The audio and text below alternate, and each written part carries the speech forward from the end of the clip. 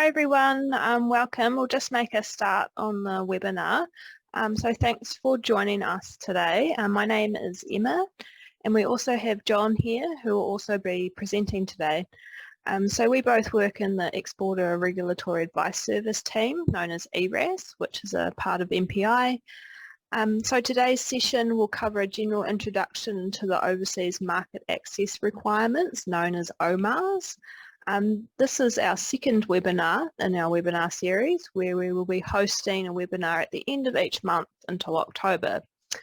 As there's quite a few people attending today, we will be keeping everyone on mute for the duration of the webinar.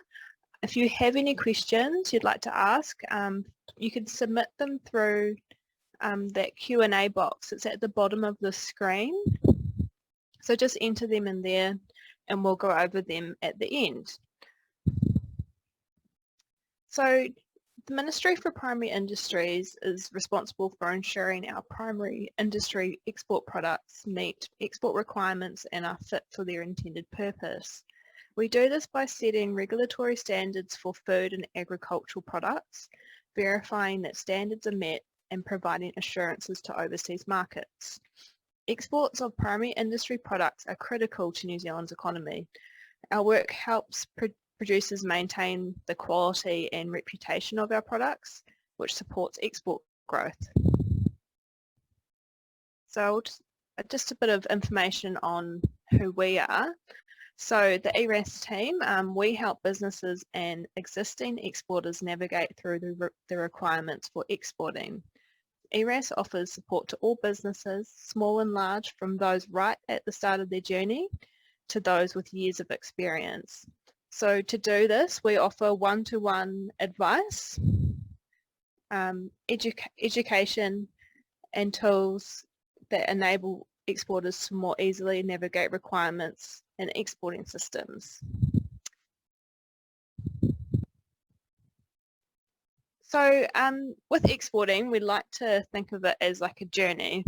So if you watched our first webinar, the Export 101, you would have seen this roadmap where we covered the entire journey. But today we'll be focusing in on that, the meeting export requirements part of the export journey.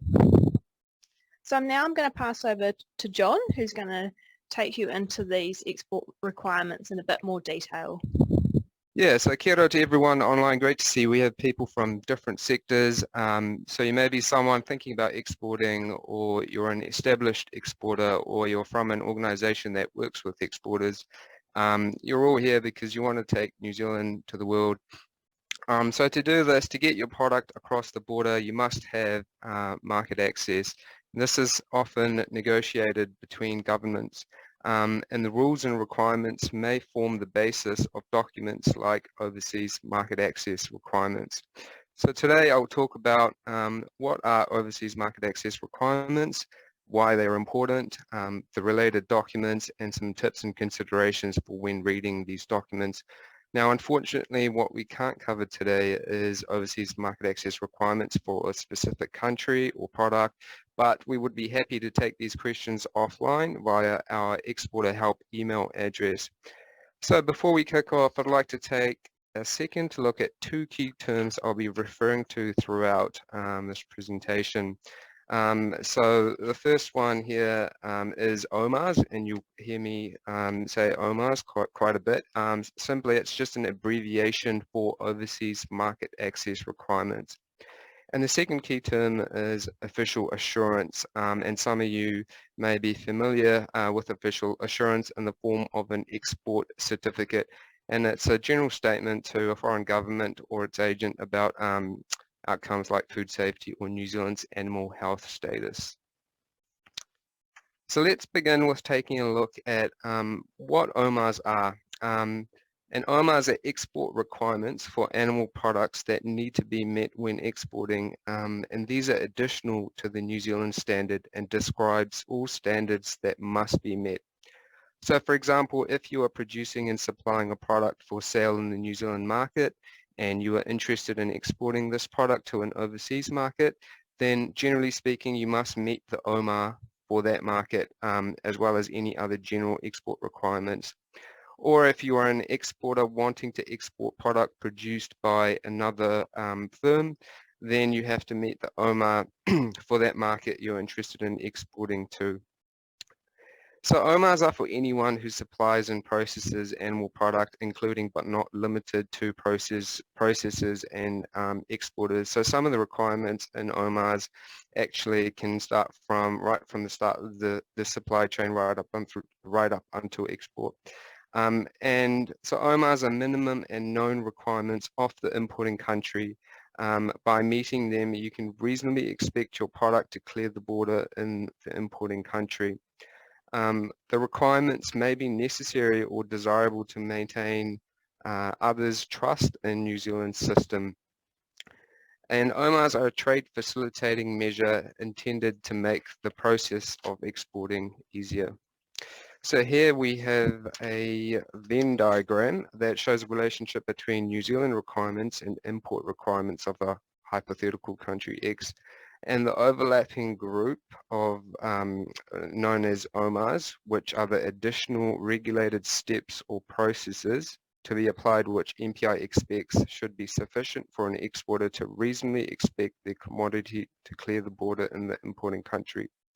I should point out that OMARs are not the only export requirements. There are other export requirements that are generally that apply generally to all exports, depending on the type of product being exported, and these may not be market specific.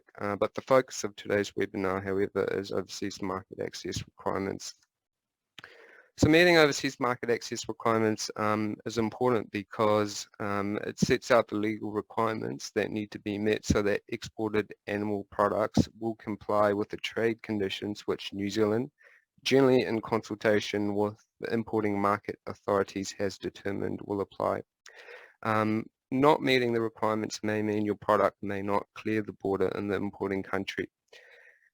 By meeting the overseas market access requirements and all other relevant requirements, exporters can gain eligibility to request an official assurance. So again, a form of an official assurance can be an export certificate if it is required by the importing country.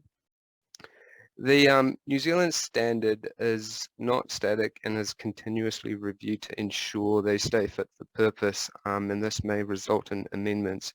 And this may actually require the OMAR to be updated to reflect those amendments.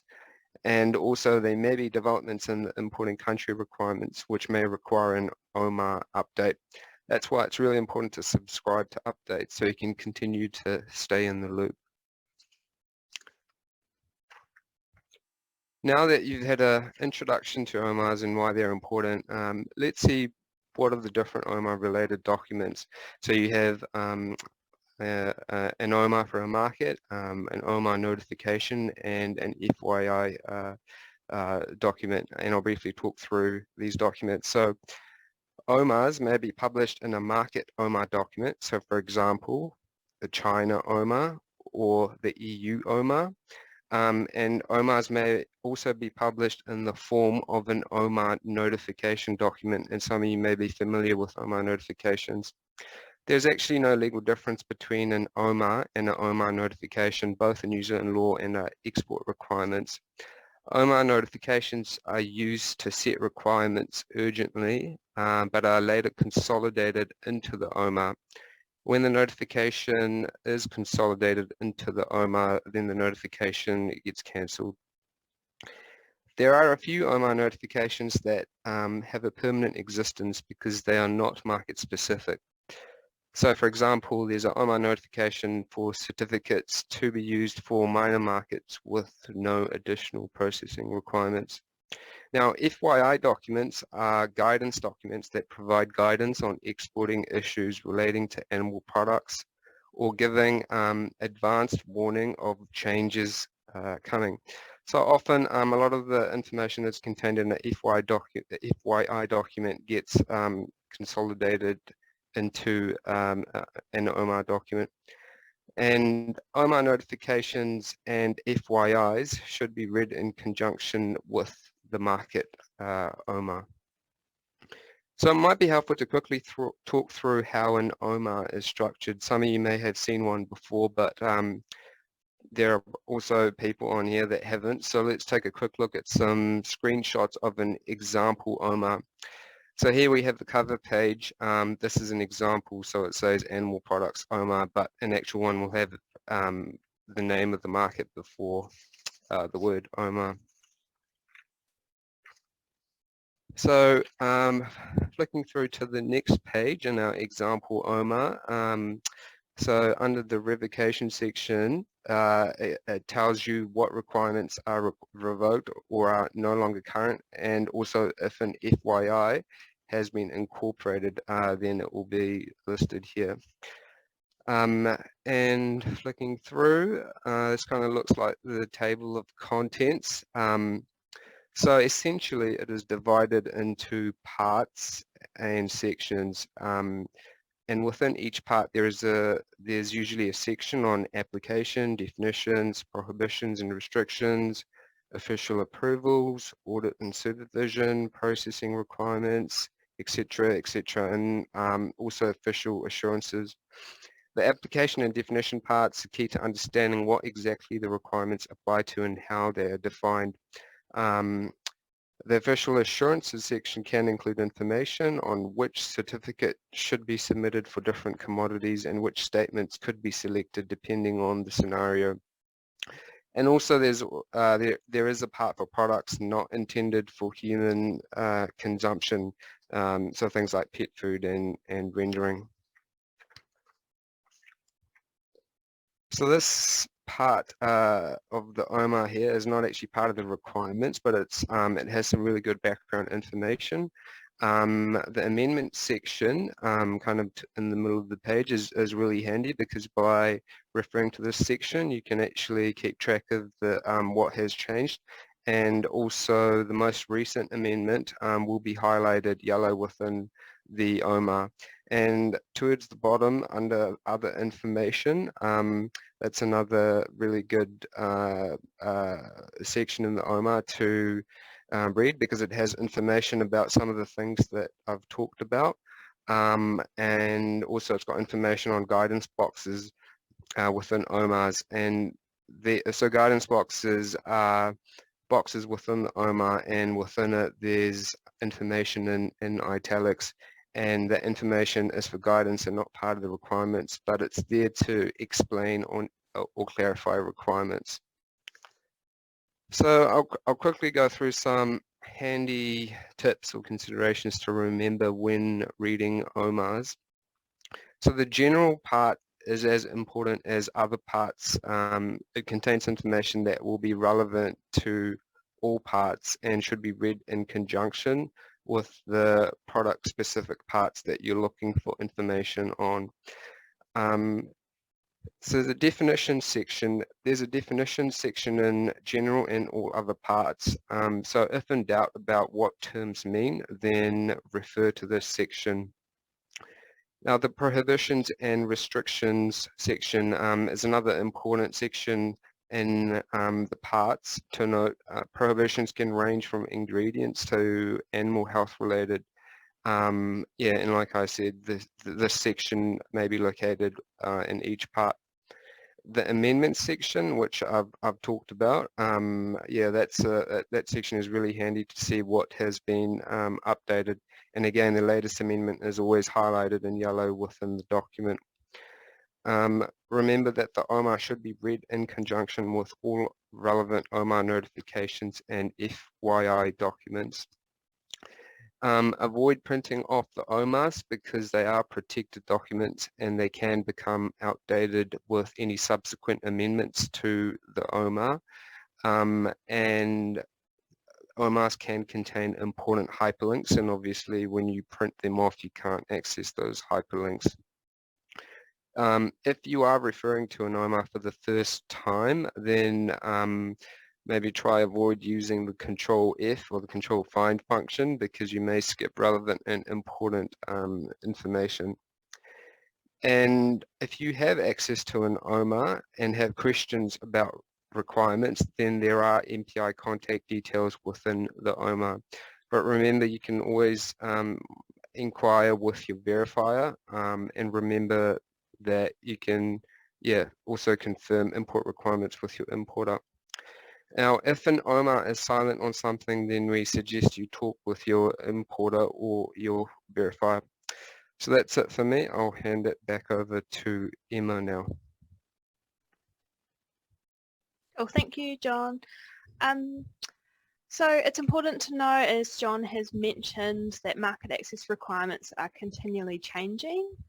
And if you don't already have access to read the OMARs, it's important to know that you need to be a registered operator, animal products exporter, or third-party agency/service provider to be able to apply for a password. And you apply for this password on the MPI website and it gets sent to you. Another really great thing to sign up to is on our website you can subscribe to notifications, so you get, which creates an alert that you'll get an email when the OMARs get updated or changed, so that's another really handy one.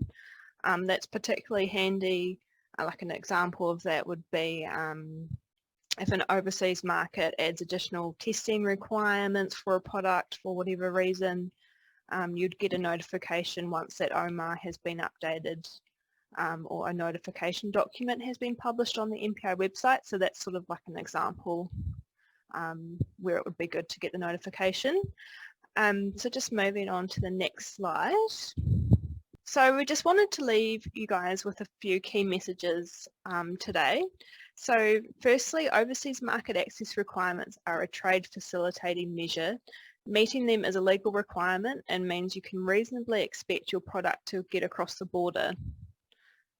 Secondly, take time to seek out all the relevant parts and sections in the OMAR that may apply. Don't skip sections in the OMAR. If the OMAR is silent on XYZ or any requirements and you need more further clarification, then talking to your importer in the overseas market or verifier are really great options for you. And lastly, signing up for those updates and notifications to when the OMARs get changed is another really key tip from us. So today we've given you an overview on the OMAR's role in the export system, but meeting these requirements are only one part of exporting. If you would like an overview of the whole exporting system from an MPI point of view, we have a recording of the Export 101 webinar that we hosted last month. This will be available to watch on the MPI website over the next couple of weeks, so please get in touch with us if you would like to get sent that recording. So that's our contact details there. So if anyone had a really specific question about OMARs or a specific market on to do with an OMAR or exporting in general, you can contact us there. We'll have a look into it for you. Okay, great. So we'll just wrap up now, everyone. So thank you all for joining us today. We hope you all took something away from this webinar, and we hope to see you at our future webinars as well. So thanks, everyone.